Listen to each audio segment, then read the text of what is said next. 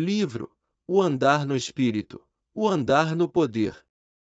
Autor: Dave Robertson. Profecia. Então entre e me conheça pelo Espírito. E eu o levarei de glória em glória, alimentando-o com uma herança que o leva a conhecer como saciar a fome e o ardor dentro de você para me conhecer diante do meu poder. Eu mostrarei a você estas coisas, mas você deve entrar na minha presença e permanecer ali até que eu alimente você com seu ministério, diz o Espírito da Graça. Capítulo 2. Minha jornada pessoal através da revelação. Eu não me dei conta do plano de Deus para minha própria vida até que me tornei um adulto. Quando era criança, não existia ninguém na minha vida que pudesse me ensinar a respeito disto. O início. Minha mãe era o que eu chamo de uma alcoólatra periódica.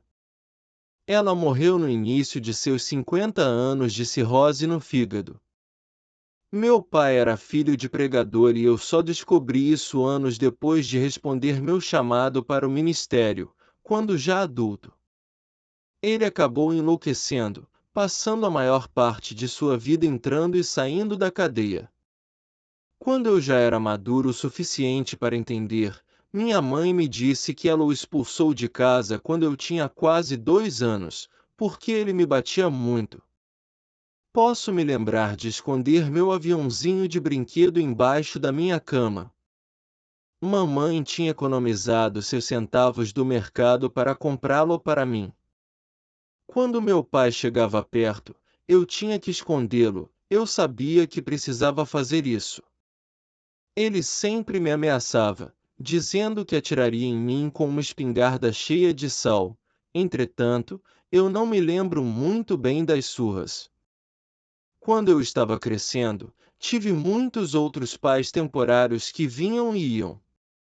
No entanto, não sabia muito sobre eles também. Às vezes, os vizinhos iam à minha casa, buscar a mim, a meu irmão e as minhas 2 irmãs. Eles lavavam nossos rostos e nos punham no carro para nos levar à igreja. Era óbvio que éramos negligenciados. Nosso avô finalmente nos acolheu. Ele me fez de burro de carga durante os meus anos de colegial, e quando eu digo de carga, quero dizer carga mesmo. Quando entrei na Marinha dos Estados Unidos, estava em completa forma. Eu nunca tinha me exercitado nem feito um abdominal ou flexão em minha vida. No entanto, eu venci o campeonato de braço de ferro no meu navio. Também fui chamado para lutar boxe pela Marinha. Toda a minha força física e treinamento vieram do meu avô, que me fez trabalhar como um animal na minha adolescência. Ele era da época escolar rígida na educação dos filhos e eu nunca conheci muito sobre o amor de Deus e nem pude chamar nada de exclusivamente meu. Quase toda a chance que meu avô tinha, ele me dizia: "Você nunca vai ser nada na vida, nunca. Você vai crescer para ser inútil exatamente como foi o seu pai Robertson." Quando eu tinha 16 anos, um amigo meu, que também era filho de pregador, me convenceu de irmos a uma igreja pentecostal aos fins de semana com o único intuito de encontrar garotas. Após a igreja, saíamos para beber. Bem, a pregação do pastor não incomodava meu amigo nem um pouco, mas começou a me afetar. Uma noite eu fiquei tão tocado que fui até a casa do pastor depois que o culto havia terminado. Bati na porta do pastor e quando ele atendeu, eu disse: "Acho que tem algo errado comigo." "Isto é a necessidade de arrependimento", o pastor respondeu. "O que você precisa fazer é aceitar a Jesus Cristo como seu Salvador pessoal." Então, ele falou para que eu me ajoelhasse perto da cadeira e me conduziu à oração do pecador. Eu deixei a casa do pastor me sentindo leve e feliz e da outra vez que saí com meus amigos, recusei-me a beber com eles. Contudo, Ninguém da igreja me seguiu para ficar cheio do Espírito Santo ou me ajudou a crescer na caminhada espiritual. As minhas boas intenções duraram por volta de 2 semanas, e então voltei para o meu estilo festeiro de vida. Abandonei o colegial e saí de casa quando tinha 17 anos, para nunca mais voltar. Foi então que entrei na Marinha. Logo depois que servi a Marinha, voltei para Deus numa igreja ultrassanta. Foi lá que encontrei minha futura esposa, Rosalie. Essas pessoas santas me disseram que o meu Pai Celeste estava fazendo o mesmo que o meu Pai Natural havia feito comigo, punindo-me por cometer erros. Eles estavam me ensinando legalismo, mas eu não entendia isso.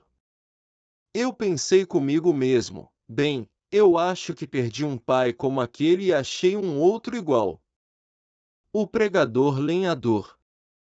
No primeiro ano depois que me tornei salvo, tinha dificuldade de ficar na igreja, mas logo depois de me casar com Rosalie, fui batizado no Espírito Santo e nunca voltei para minha vida sem Deus novamente. Eu nunca quis voltar. Alguns anos mais tarde, nos mudamos para uma cidadezinha em Oregon chamada Lapine, onde a única igreja que havia era uma igrejinha santa que era muito mais rígida do que aquela da qual tínhamos saído. Não havia nenhuma outra igreja ou reunião cristã.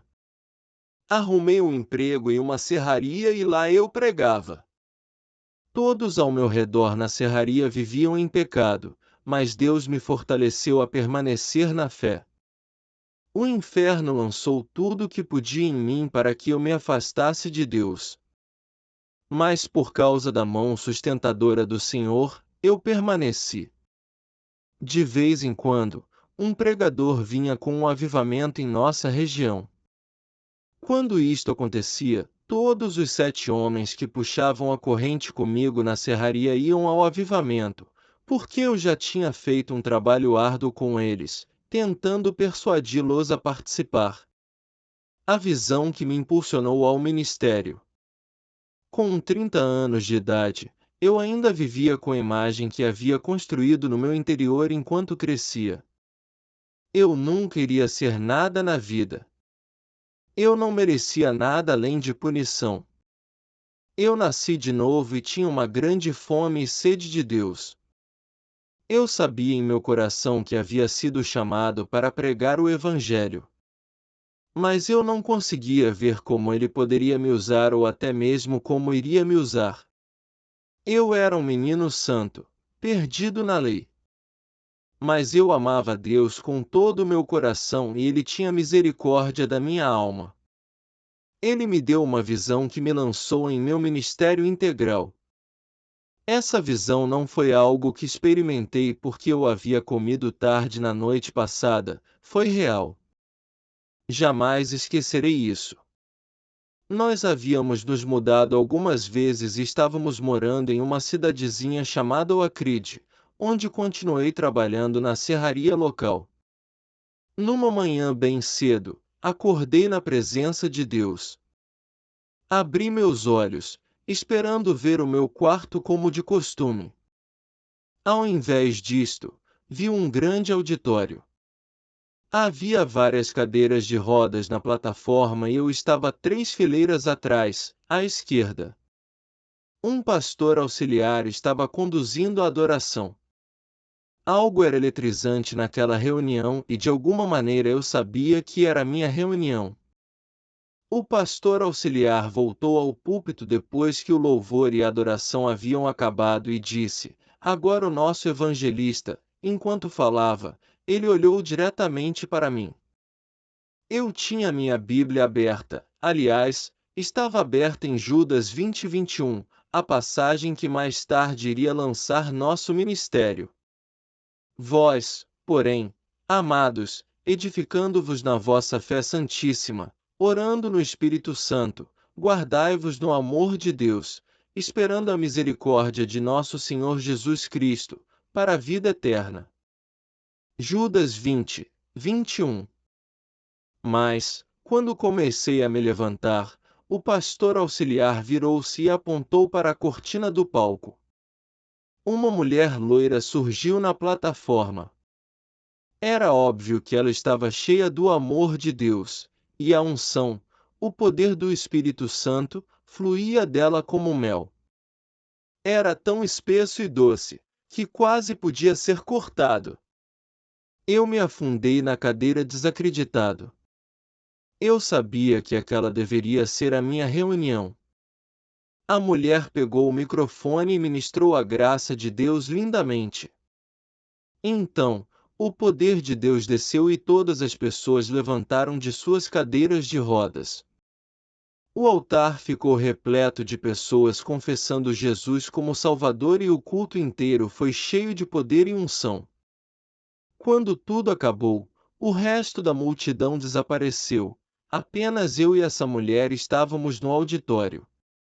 Então ela olhou diretamente para mim e disse: Eu não sei por que Deus me deu este tipo de ministério, algum de vocês homens deve ter falhado.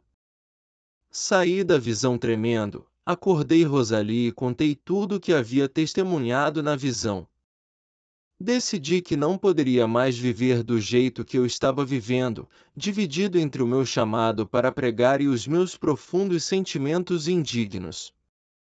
Dentro de mim eu estava sendo fortemente derrotado. Eu disse à minha mulher: eu tenho que atender ao meu chamado para o ministério, afundar, nadar ou afogar. Se nós comermos feijão, dormirmos embaixo da árvore, ou vestirmos as crianças com roupas de saco, você ainda vai comigo? Rosalie disse que sim. Então, juntos naquela manhã, ela e eu decidimos ir, não importa o que acontecesse, nós seguiríamos a Deus. 2 semanas mais tarde, pedi demissão do meu emprego para ir tempo integral ao ministério. O quarto de oração. Tendo saído do meu emprego na serraria, eu não sabia o que fazer com o meu tempo.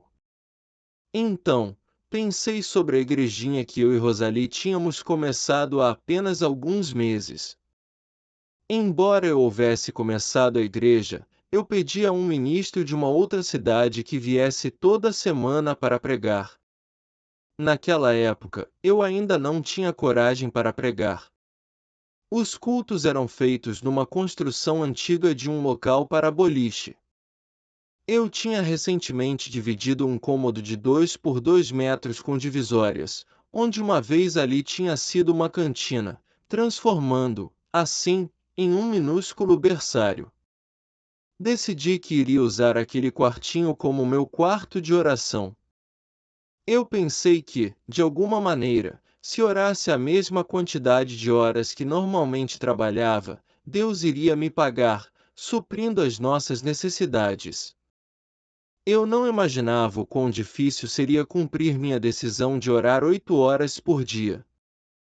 Naquela primeira manhã, eu entrei no quarto, fechei a porta, ajoelhei-me e comecei a orar em inglês. Oh, Deus, agora eu estou tempo integral no ministério. Oh, Deus, mantenha a nossa despensa cheia. Não permita que nossos filhos passem fome. Use minha vida, Deus, por favor, use-me. Passei muito tempo implorando a Deus. Eu era apenas um menino santo que ainda não havia aprendido quase nada sobre a fé.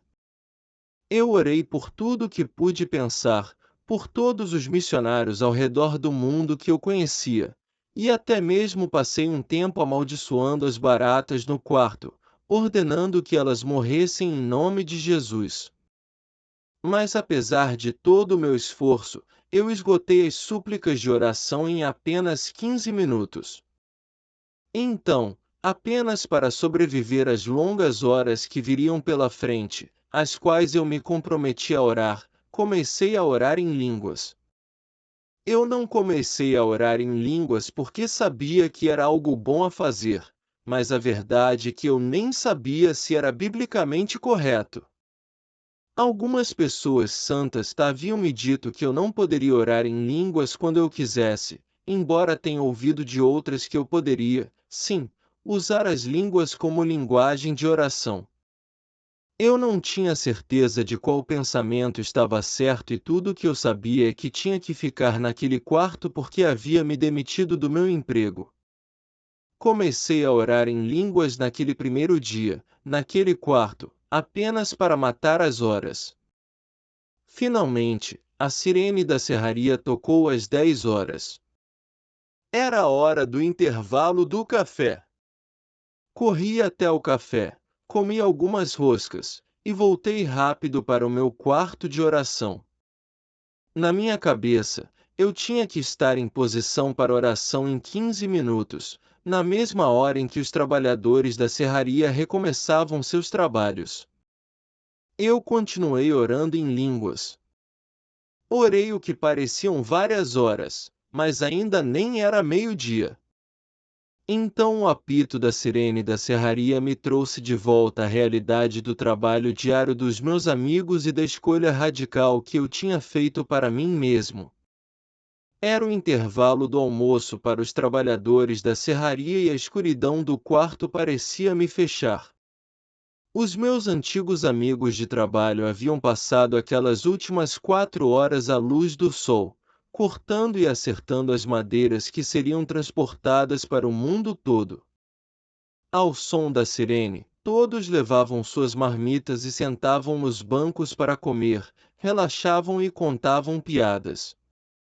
Eu sabia o que os homens estavam fazendo, mas eu não estava com eles. Será que eu realmente acreditava em Deus? Será que isto realmente funcionaria? Eu tinha de acreditar que sim. Memórias da busca por respostas. A minha mente voltou ao culto daquela noite na igreja pentecostal onde eu ouvi, pela primeira vez, com uma mistura de apreensão e entusiasmo, a revelação do batismo no Espírito Santo e o dom das línguas que acompanha essa experiência. Rosalie e eu discutimos o que havíamos ouvido quando voltávamos para casa, enquanto nossos 3 filhinhos dormiam juntos no banco de trás do nosso Fusca. Rosalie havia recebido o batismo do Espírito Santo no fim de sua adolescência.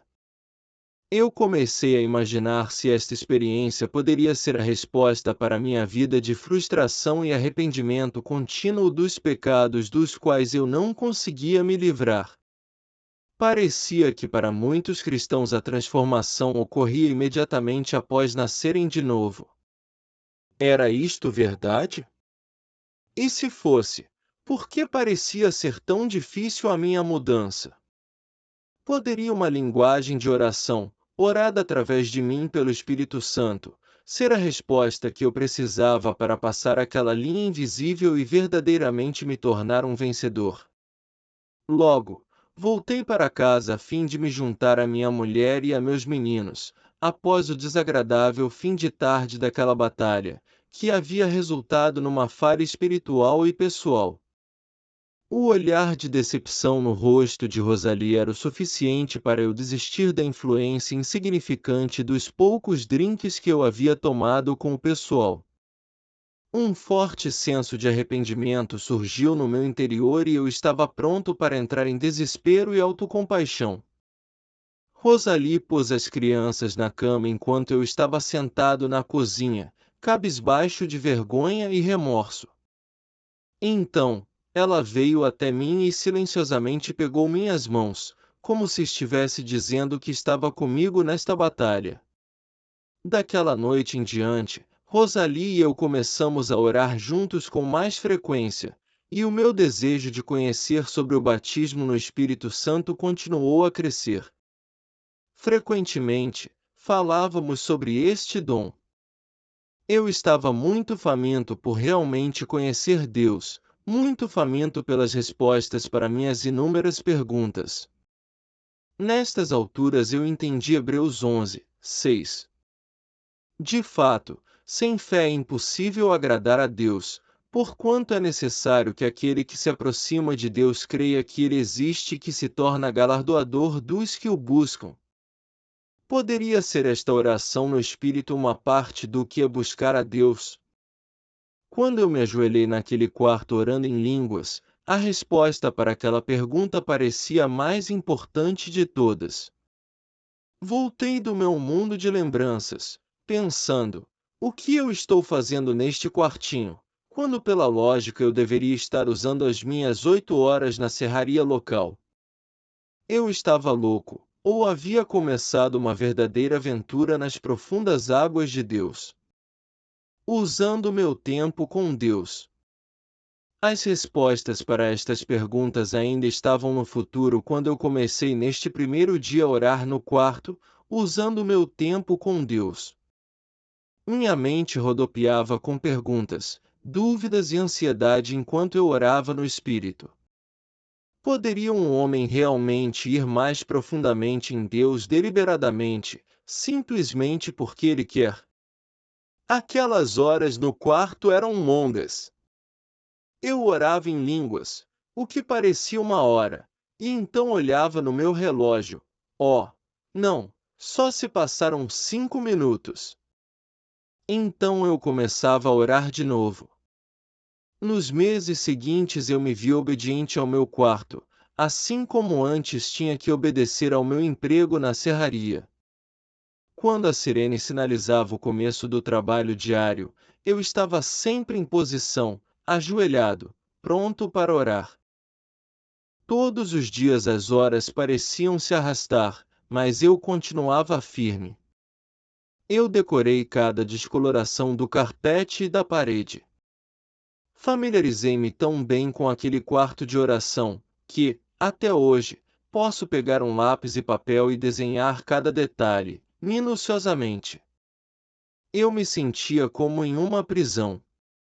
Do meu quarto, podia sentir o cheiro da madeira queimando, quando os serrotes cortavam as altas árvores. Eu podia imaginar meus amigos enterrando suas colheres nos caldeirões cheios de comida até a boca ou bebericando suas xícaras de café bem quente. Eu estava particularmente tendo um dia daqueles. Por que eu saí do meu emprego para fazer isso? O que esta suposta linguagem sobrenatural fez por mim até agora? O meu homem espiritual se manifestou e disse a palavra para as minhas emoções inconstantes. Deus é um galardoador daqueles que o buscam diligentemente. Hebreus 11, 6. Então, na minha mente passaram contínuas imagens das minhas falhas aparentemente sem fim. Eu me achei engasgado com as emoções que aquelas lembranças me trouxeram. Ó Deus, eu clamei, que esta palavra seja verdadeira. Gradualmente a paz começou a acalmar minha mente turbulenta. Deus não havia me dito para desistir do meu emprego e orar no Espírito por 8 horas todos os dias. Foi uma decisão que eu tomei em um momento de desespero. Eu queria mais de Deus, mas não estava certo de como conseguir. Por ler a palavra, eu havia aprendido que a minha linguagem de oração foi me dada para minha edificação e que eu podia orar mistérios, mas eu não havia tido o entendimento do que realmente aquelas verdades queriam dizer. Mesmo assim, eu estava determinado que, se fosse possível edificar-me por orar em línguas até que a minha mente fosse capaz de receber mistérios divinos, era isto que iria fazer. Uma pausa bem-vinda. Então eu continuei orando, hora após lenta hora, dia após longo dia. Aproximadamente 2 meses se passaram de modo muito devagar. Então uma mulher, que eu havia conhecido no estudo carismático da Bíblia, soube a respeito do que eu estava fazendo. Ela veio para a igreja um dia e bateu na porta do meu quarto. Irmão Robertson, ela me chamou. Eu soube que você tem orado todas estas horas e dias. Sim, senhora. Eu quero saber, ela disse. Você pode ver qualquer diferença? Como assim? Diferença no meu andar com Deus ou o quê? Eu perguntei. Não, eu só quero saber se você pode ver alguma diferença. Na realidade, eu posso, eu respondi. Você se importaria em compartilhar comigo? De maneira alguma, eu disse. Minha língua está cansada, minha garganta está seca e o meu queixo doendo. Ela replicou nervosa. Com licença, tenho que ir. E este foi o fim daquela conversa. Outro mês se passou vagarosamente. Já fazia 3 meses que eu estava trancado orando e aquela mesma mulher voltou e bateu na porta do quarto. Irmão Robertson, ela disse, você conhece a igreja que eu frequento? Sim, senhora, eu conheço, falei. Você sabe que eles não acreditam em oração em línguas? Sim, eu sei disto. Bem, haverá neste fim de semana um encontro na minha igreja, com testemunhos, no qual pessoas de vários estados se reunirão para contar as boas obras que Deus fez por elas. Você gostaria de vir? Eu pensei, pode ter certeza que estarei lá. Eu usaria qualquer desculpa para sair deste quarto. Eu disse a ela, nos vemos lá. Corri para casa, troquei de roupa e fui rapidamente para casa onde as pessoas estavam fazendo um estudo matutino da Bíblia. Cheguei atrasado para o encontro, por isso, eu não sabia que a senhora que estava sentada ao meu lado tinha entrado usando uma bengala, que havia sido posta em um canto por alguém. Eu não tinha ideia que aquela mulher era manca de uma perna. Sentei-me lá, esperando que o pregador começasse a sua mensagem. Eu estava muito entusiasmado, pois já fazia 3 meses que eu estava trancado no meu quarto de oração. Agora eu não só estava com outras pessoas, mas também iria ouvir uma mensagem ao vivo, ensinada por uma pessoa de verdade. Eu mal podia esperar. Finalmente, o homem se levantou para falar, segurando uma enorme pilha de anotações. Se suas anotações estivessem num rolo, poderiam se desenrolar até o fundo da casa. Não demorou muito para ele pôr um novo significado para não ser cheio com o Espírito Santo. Com uma linguagem rebuscada e uma voz antipática e monótona, o homem discursou sobre Jesus, o mensageiro celestial, as águas turbulentas da humanidade e o Deus onipotente. Sentado na minha cadeira, pensava: o que eu estou fazendo aqui? Isso é horrível. Preferiria voltar para o meu quarto de oração. Deus aparece inesperadamente.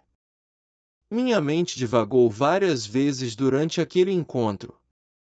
Eu não sabia o que fazer comigo mesmo e, para me entreter, comecei a chacoalhar minha xícara de café para ver os anéis que se faziam em ondas até o canto da xícara. Em meio a muito tédio, olhei para esta senhora sentada ao meu lado. Não tinha ideia de que qualquer coisa estava para acontecer. Não senti nenhuma unção. Não senti nada. Mas quando olhei para esta mulher, de repente vi suspender-se entre ela e eu o que parecia ser um raio-x da cavidade do quadril de alguém. A cavidade tinha uma substância escura em volta da cabeça do fêmur, estendendo-se de 8 a 9 centímetros para baixo, na perna. Eu quase derrubei minha xícara em espanto. Pisquei, mas a figura do raio-x permanecia diante dos meus olhos. Olhei ao redor para ver se alguém mais podia ver o que eu estava vendo. Aparentemente, ninguém podia. Enquanto eu estava sentado lá, olhando aquele raio-x, comecei a orar: ó Deus, o que é isto? Você quer que eu ore para esta mulher? O que você quer que eu faça? Deus permaneceu completamente quieto. Mais tarde, quando eu estava compartilhando este testemunho num culto, o Senhor falou para o meu espírito, dizendo: Filho, você quer saber o porquê de eu não ter falado com você naquela hora? Por que eu deixei você ir adiante e atrapalhar aquele culto? Se eu não estava ouvindo aquele homem ensinar, Por que eu deveria fazer você ouvir? Aquilo já foi uma revelação. Então me inclinei sobre aquela senhora, e disse: a senhora tem um problema no seu quadril. Ela virou e me analisou por bastante tempo. De repente a palavra artrite simplesmente escapou do meu espírito. Sem pensar, eu disse: é artrite no seu quadril, do lado direito. Ela me analisou por mais um momento e então disse: é o que o médico me disse, meu jovem. Exclamei: glória a Deus! O que? Ela disse espantada. Bem, quero dizer, Deus quer curá-la. Posso orar pela senhora? Aquela senhora simplesmente continuou me analisando. Agora, lembre-se que esta igreja não acreditava na oração em línguas. Então, para aquela mulher, meu pedido queria dizer que em algum momento durante o meu dia eu iria baixar a minha cabeça e lembrar dela em oração. Mas isso não era o que a oração significava para mim. Eu era um pentecostal que pulava no banco, saltava da cadeira e berrava. Eu acreditava que, quanto mais eu berrasse, mais poder eu geraria. Finalmente, aquela senhora respondeu: sim, você pode orar por mim. Assim que ela disse aquilo, eu saltei da minha cadeira, ajoelhei-me em sua frente, segurei os 2 tornozelos e os puxei em minha direção. Enquanto isso, aquele orador eloquente ainda estava discursando. Então, olhei para os pés dela e pensei: uma perna era 15 centímetros mais curta que a outra. Meu Deus, isso é horrível! Eu nunca vi o tipo de milagre que esta mulher precisa. Eu estava com tanto medo de olhar, que fechei meus olhos, gritei, em nome de Jesus, e comecei a orar a mais poderosa, árdua e mais santa oração que eu pude pensar. Testemunhas daquela cena me contaram que, depois daquela extraordinária primeira vez que mencionei aquele nome poderoso, a perna menor daquela mulher estalou e mexeu. Ela repentinamente cresceu até se igualar à outra perna. A mulher foi instantaneamente curada, mas eu não sabia disto. Meus olhos ainda estavam fechados e eu ainda estava orando a minha mais poderosa oração. Eu quase arranquei aquela senhora de sua cadeira, derrubando-a no chão, caso as pessoas ao redor não me tivessem feito soltar seus tornozelos. Mas Deus não precisava da minha ajuda. Ele fez aquela perna crescer sem que eu me desse conta. Quando eu finalmente abri meus olhos e vi o milagre, estava tão chocado quanto todos ao meu redor. Quando comecei a orar por aquela mulher, o homem que estava falando pediu ao seu auxiliar, silenciosamente: vá pegar aquele cara e dê um jeito nele. Eu na verdade não o culpo, eu estava destruindo seu culto com minha oração, aos berros. O auxiliar se dirigiu àquela confusão e, de acordo com os que testemunharam a cena, ele chegou a tempo de ver o milagre. Ele estava prestes a me expulsar dali quando viu a perna da mulher crescer 15 centímetros. Então, ao invés de interromper a confusão, este homem ficou emudecido de admiração. Ele nunca tinha visto um milagre antes.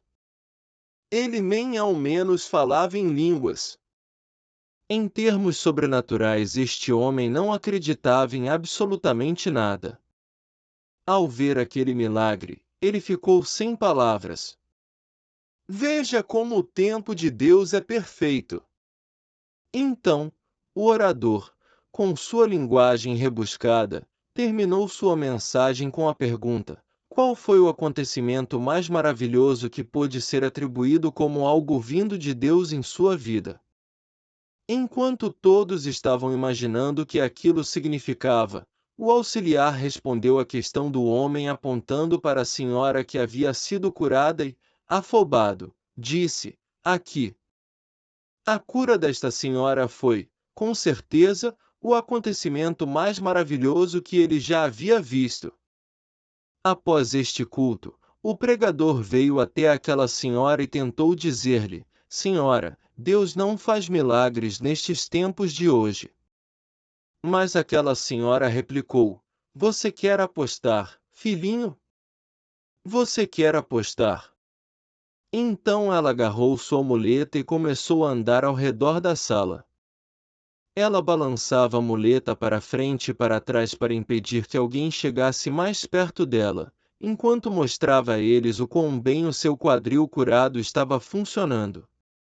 Quando o culto acabou, toda a congregação participou de um banquete especial na igreja. Por alguma razão, eles não me convidaram, eu imagino o porquê. Mas Deus não precisava que eu fosse convidado para que seus propósitos fossem cumpridos, entretanto, aquela senhora foi convidada. Antes que as pessoas encarregadas pudessem fazer alguma coisa, aquela senhora pulou e deu o seu testemunho no banquete. Depois de terminar, ela gritou: E o que Deus fez por mim, Ele fará por vocês. O lugar foi à loucura com tal entusiasmo. Mais tarde, uma mulher que estava participando do banquete procurou por aquela senhora. Esta mulher havia sofrido um acidente de carro e agora não podia baixar-se. Você acha que Deus poderia me curar? Ela perguntou. A senhora replicou: Acho que sim. Vamos chamar aquele homem que orou por mim. Naquele momento eu já tinha ido para casa, trocado de roupa e estava ocupado trabalhando no quintal. O telefone tocou. Era a senhora que havia acabado de receber um milagre. Ela me explicou a respeito da condição da outra mulher e me perguntou se elas poderiam vir até a minha casa para que eu orasse por ela.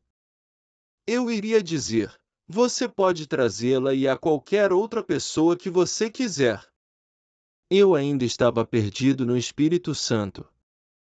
Mas então o Espírito Santo falou no meu espírito, bem alto: Vá até o auditório principal da igreja.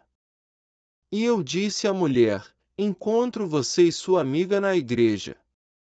Houve um silêncio do outro lado da linha. Depois de um tempo, eu ouvi as duas mulheres cochichando e a senhora me disse: Tudo bem, nós o encontraremos na frente da igreja. Quando eu cheguei na igreja, as duas mulheres vieram ao meu encontro e tentaram me levar para um quarto no porão da igreja, longe de todo mundo. Mas eu continuei falando o que o Espírito Santo estava dizendo no meu espírito: o auditório principal. Nós temos que ir ao auditório principal. Finalmente, aquelas senhoras concordaram e me levaram ao auditório principal, onde as pessoas ainda estavam reunidas em círculos, confraternizando-se. Eu fiquei lá, olhando para aquelas pessoas. Eu não sabia o que fazer. Eu só estava lá porque estava obedecendo ao Espírito Santo. O auxiliar que havia testemunhado o milagre disse: Bem, eu acho que este homem quer dizer alguma coisa. Eu pensei: Eu quero? Eu nunca havia pregado antes e estava com medo.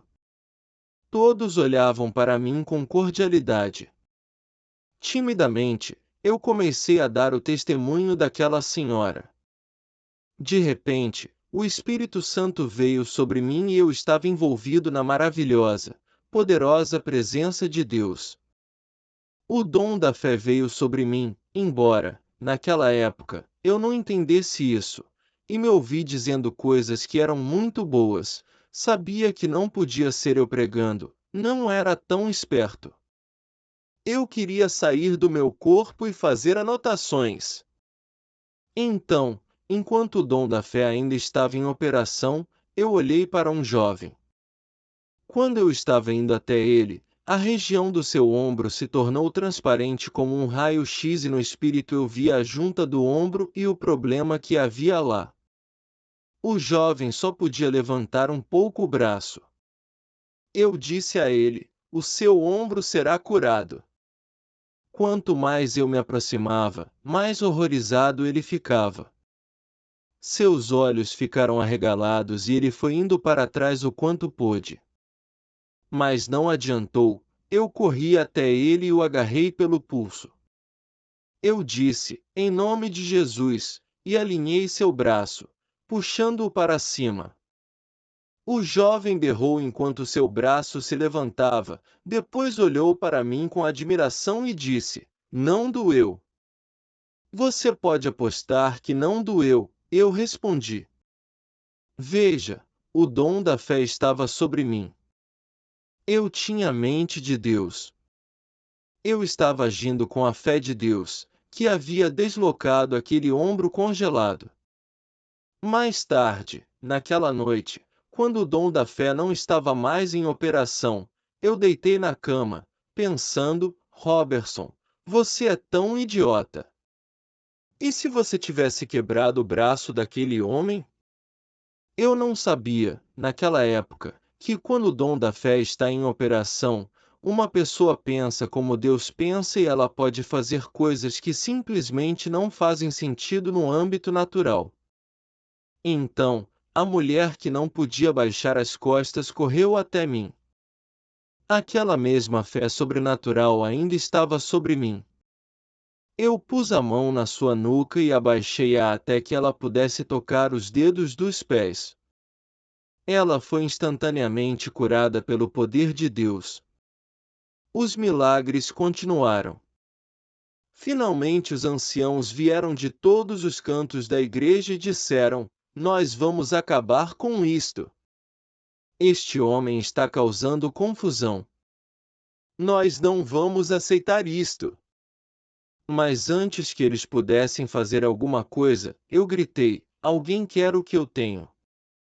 Imediatamente todos os jovens correram até mim e eu comecei a orar por eles. Eles todos começaram a ser cheios com o Espírito Santo, começaram a falar em línguas e cair no poder de Deus. Os adultos não sabiam o que estava acontecendo. Eles foram atrás dos jovens para checar seus pulsos, perguntando-lhes, vocês estão bem? A maioria destes jovens ainda está servindo a Deus hoje, alguns se formaram na escola bíblica. Pessoas estavam orando em línguas por todo o auditório e os anciãos estavam furiosos. Enquanto eles tentavam ter tudo sob controle, eu saí discretamente por uma portinha ao lado. Eu estava tão perdido no espírito, que nem sabia onde estava. Eu mal podia andar. Cambaleei pela calçada até que encontrei um pilar de ferro que sustentava a igreja. Encostei-me nele e chorei como um bebê. Deus havia acabado de me usar. Pelos meus princípios, a minha mente não podia compreender o fato de que o Deus do universo, aquele que todas as pessoas ultra-santas tinham me dito que sentenciava com tanta punição, poderia ocupar o mesmo lugar comigo e operar um milagre através de mim. Eu não posso explicar como me senti. Veja, eu conheci as minhas falhas, conheci o meu eu verdadeiro. Pensar que Deus estava operando comigo e através de mim para estabelecer seu reino aqui na terra era mais do que eu podia compreender. Por que ele usaria alguém como eu? Durante todos os anos depois de nascer de novo e ser cheio do Espírito Santo, eu sempre soube que tinha um chamado de Deus para minha vida. E sempre tive muita fome de conhecê-lo pelo seu poder. Mas ninguém podia me dizer como andar no poder de Deus propositalmente, ninguém. Eles apenas podiam me dar uma ideia geral que não satisfazia aquela profunda fome. Desvendando uma lei espiritual, por acaso. Então, quando me encostei naquele pilar, de repente uma profecia começou a fluir e eu recebi a revelação que o meu coração vinha buscando por muito tempo. Eu não sabia o suficiente para professar o que eu ouvi no meu espírito. O Espírito Santo me disse, filho, esta unção não veio repentinamente sobre você porque estava predestinada para esta reunião desde a fundação do mundo. Ela não veio sobre você por causa do seu chamado evangelístico. Quisera eu que todos os meus evangelistas andassem no meu poder. Esta unção não veio sobre você por causa do seu chamado, sua crença, sua cor ou sua nação. Ela veio sobre você porque você desvendou uma lei espiritual, orar em outras línguas para sua edificação pessoal. Esta lei carrega com ela uma garantia imutável para edificar você na fé santíssima no seu espírito, a parte de você de onde vem a fé. Você encontrou algo que pode ser feito propositalmente para edificar você, o quanto quiser, o tempo que quiser e quando quiser. Através da oração no Espírito Santo, você pode se edificar acima de uma caminhada onde seus sentidos físicos bloqueiam e convencem você de que a palavra de Deus não é a verdade, para uma caminhada vibrante, cheia do Espírito e livre no Espírito Santo. Depois de estar tão faminto pelo poder de Deus por tanto tempo, eu acidentalmente desvendei uma das chaves mais importantes para crescer na fé: pisar no diabo e mover montes, orando em línguas para edificação pessoal. E você acha que depois de encontrar tal chave para destravar mistérios divinos, alguém poderia me tirar do meu quarto de oração? Não mesmo. Eu ainda tinha que descobrir um plano divino para minha vida. Fala galera! Deixe seu like. Também se inscreva no canal. Se gostou do vídeo, nos ajude e compartilhe com seus amigos.